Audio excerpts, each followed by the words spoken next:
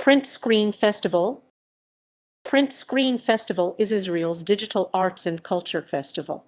The festival was founded in 2011 and takes place in Holon, Israel.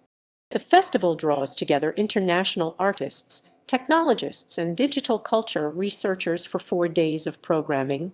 Print Screen includes exhibitions, film screenings, contextual programming, interactive presentations, master classes, workshops, lectures, and panel discussions. The festival was founded by Lior Zalmanson, who is also serving as its artistic director. From 2013, the festival has an annual theme: 2013 User/Abuser, 2014 Forget It, 2015 Hypersensitive, 2016 Pleasure, 2017 Animal, Vegetable, Mineral.